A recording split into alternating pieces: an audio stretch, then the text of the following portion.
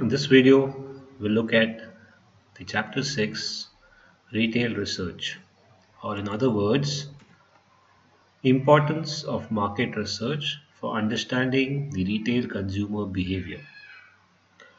Now, why do we need to do research for a retail operations? This is much like any other market research which we do, but here we are doing it specific to our retail environment. All the major firms, Tesco, Walmart, the bigger retail chains like Future Bazaar, the holdings of Big Bazaar as well as Spar Hypermarket, all of these big hypermarkets and big chains, retail giants, they all perform the retail research basically to have a better improvement of services and to understand the consumer sentiment, the consumer behavior in area and the market understanding. But very specifically, we go down to the process of retail research. What is research? Nothing but we gather information and we process in terms of the information that is gathered. Information gathering and processing in retail is nothing but retail research. Why do we do retail research? For the concept testing of an idea, business feasibility analysis, the identification of the right product mix, for studying the target group profile and analyzing the consumer behavior, some of the areas, etc.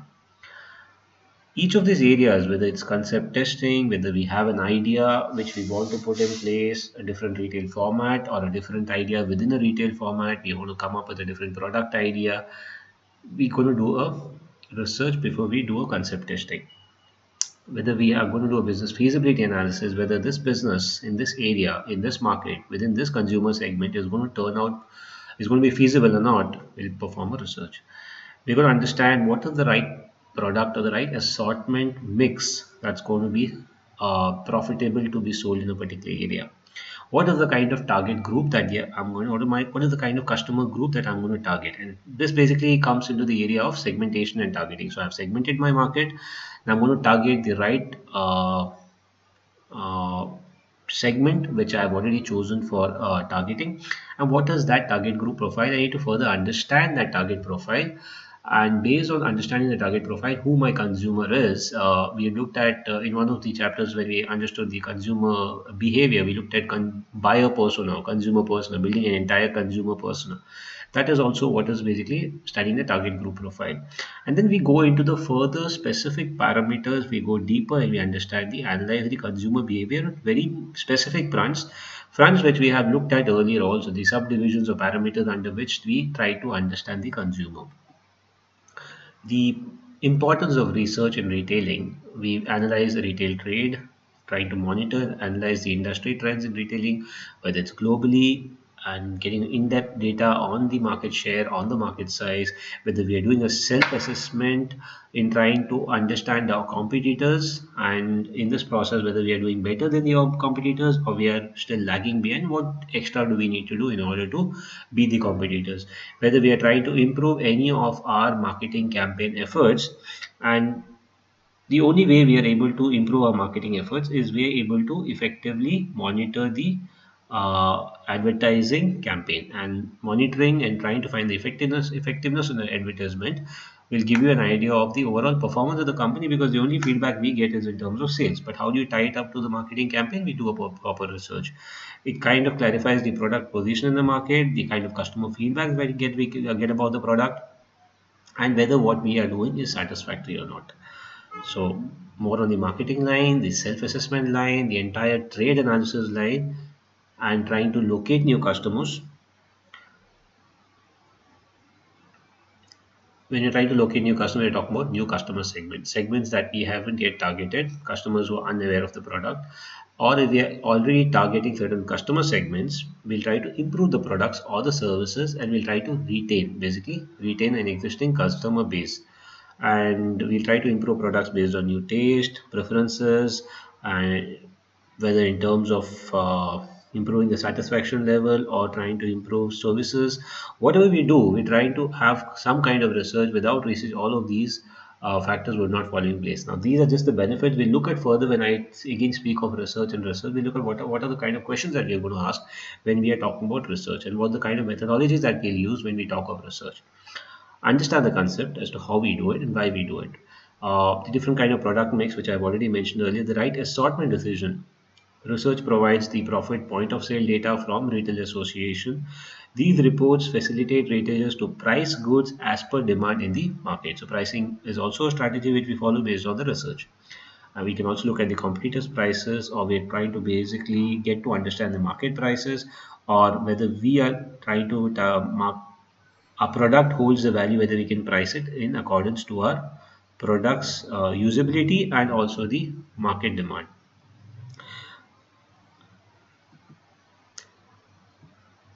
So if I have to define it, it's nothing but the collection and analysis of information relating to specific issues or problems facing a retailer. That is marketing research in retail. Generally, when we do research in any area of research, any body of research in any area, we basically try to understand what is the specific pain points or problem points. These specific pain points could be in any of the sub arenas that we have looked at, whether it is the product in itself, or the service in itself, the customer, or we are trying to improve the any other parameters which are associated with a retail chain. For example, how can we improve sales in this store? How effective was our last promotion campaign? Two questions. And how do we get an answer to this question? We basically try to collect data.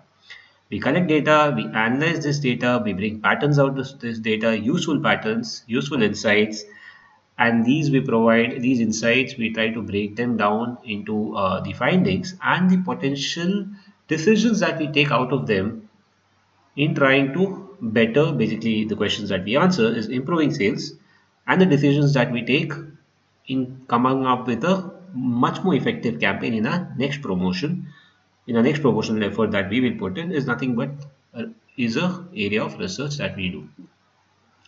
Now, to do research, what is the kind of data that we are going to obtain? Whether we're going to look at an existing data, because if you're looking at the second question, how effective was our last promotion campaign? We're going to look at data which we already have, because we have done a campaign, we have got some results. We're going to look at the history. That's existing data. Okay.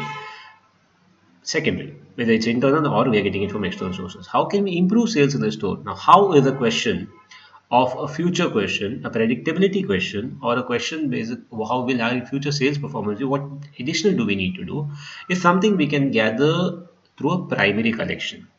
Collected specifically for issue under consideration, usually collected when secondary data is inadequate.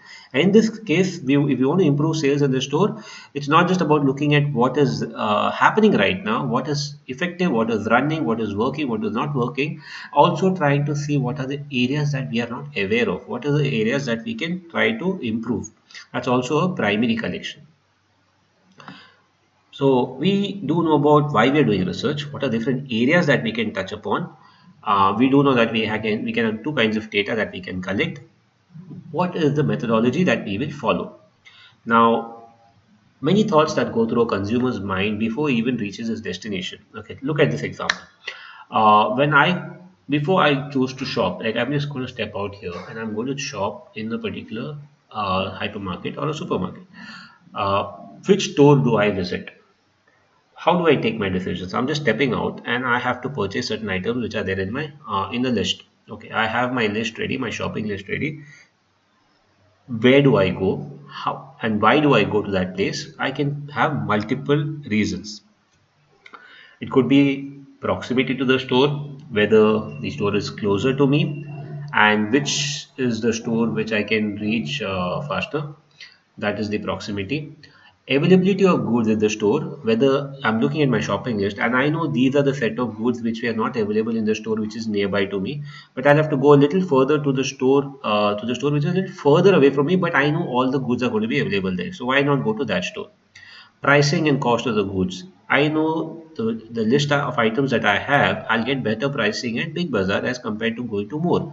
So let me go to More and Big Bazaar and purchase these products. How do I carry the goods when at the store? Okay, I do know in within the store, this is the bit. If I go to supermarket, I can have a trolley, I can carry it around. If I go to a smaller store, I might have to. It might be a little more difficult because they don't have those facilities. And if I'm traveling out by a car, if it's a store which not have enough car parking facilities, it will be a little difficult for me to go to that store. So all the decisions that I take, so even when a retailer tries to set up a chain or set up a new store, he will also look at what are the customer pain points or what are the customer plus points. Pain points, and the pain points, if you're able to solve the pain points, that nothing but basically becomes a plus point as to why he should come to your store even before you are. It's not about what you provide in the store. It's about why should he come to your store. Okay, what is that? Multiple contributing factors. So the entire process, which you have already learned in your marketing research and consumer behavior, you have also learned this in part of your BRM, if I'm not mistaken, is the research process. It's the same seven-step process which is followed. Seven steps, sometimes eight steps, sometimes six steps. But the steps, if you are the same, you define the problem or the issue that is at hand or the problem statement which needs to be researched. You examine either the secondary data or the primary data, and based on that, your methodologies will change. You analyze the data which you collect. Yes, when I say examine or generate, you basically do a data collection. That is the idea here. In the data collection, you'll also define the methodology. So these are the steps you follow, and then you collect the data, you analyze the data, and then you make a final decision. So once you make a final decision, you implement those findings based on whatever area you have researched, and you implement them in order to improve that particular suggestion related to either the service improvement, product improvement, marketing effort improvement, customer satisfaction improvement, X, Y, Z, anything. Why is it important to understand the consumer behavior in the entire marketing research process? Because as we know, consumer behavior is where we understand the customers, and it's important to understand the consumers as to how they go about selecting and using the product and services. How do consumers choose from various alternatives that they have? What do they think about the different alternatives? What mechanism consumers use to select from different options? How consumers behaving when shopping and researching?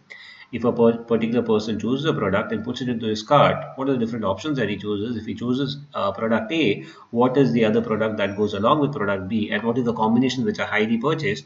All this we get to know from data and from analyzing that particular data. So that's not just, I'm just talking an example in terms of the product. Here we're looking only at the product and the choice of the product for a consumer when he's already within the store.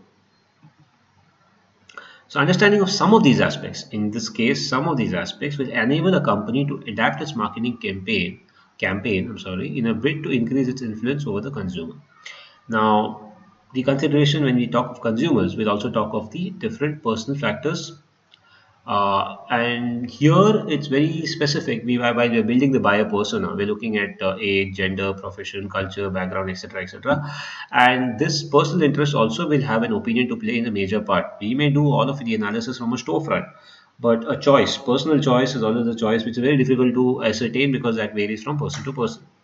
What are the consumer's perceptions and attitude in terms of his psychological factors that make him purchase something? What are the social factors that affect him? All these are nothing but consumer aspects which will help, which this go into deciding to purchase a product. Okay, all of that we're understanding the consumer side perspective, the product side perspective. We collect the data, how and what we do collection of data. What are the different means that we will go about collecting data? We could perform a survey. We could use focus groups. This is also something you have learned in your marketing research subject way back in your earlier SIMs. Customer reviews is one of the areas, so you need to ensure that you have good amount of reviews about your store, and you'll use Google Analytics. Now if you're a web e-store company, you'll use analytics to improve your to understand your customers better. You'll do some kind of competitive analysis. You'll use basically different models of competitive analysis. If you want, you'll probably use Porter's model. You'll use different strength and weaknesses model, or you use if you're using online, you're going to use some real credible data analysis, and there are different tools available for that. If you're doing online analysis, if you're doing offline, you're going to use some data to do some competitive analysis. You look through some personal blog comments or some what do you say, public blog comments. You look at what is the sentiment out there of people talking about so and so products. You will go through some Q&A sites. You will go through some social media sites. Q&A sites, the best thing I can think of is Quora. widely used for figuring out what's happening and what's not happening, what's hot and what's not. And some of the things that you could actually measure or try to analyze in terms of your research on data is traffic flow. Just some of the examples: how many consumers pass the fixture, how many shop and look and select a product, uh, when do consumers examine a price tag, do certain consumers search by price tag alone, packaging, do customers study the detail and content on the packaging, what elements are studied. If consumers cannot find the brand they want, why is this case? If there is, did they locate it from a distance or did they have to go right up the display? What influenced the choice of the second brand? Ease of purchase. How did the customers find the selection process? How does this compare with the search strategy? Trade up, own label, product view, trolley basket. Now, these are very specific to store purchase, and these are some of them defined. You can define much more. Remember when I told you the world of KPIs? It's a vast world. It's a vast world when it comes to KPIs or any of the key performance indicators or metrics that you're trying to measure when you're trying to look at understanding data. So that's all I have. It's a very simple concept as far as research is concerned. You can even take an example of a store. You take an example of a product or within a store, and overall the concept can be explained using examples or in general using the different arenas that we just spoke of. Okay, I'm just trying to be very vague in terms of the concept because I stick to an example, I go very specific. I'm giving you an overview idea so that you can also think research in terms of a product for a store in terms of any of the areas for a particular store. I'll meet you in the next video where we will talk further on the market segmentation strategies, something you or we've already touched upon. You've known this before, but you do have it here as part of your what do you say? As part of your chapter 6 when we're trying to do retail management and understanding the retail consumers. And the understanding the retail consumer is also the market segmentation. And what are the strategies for effective market segmentation? See you in the next video.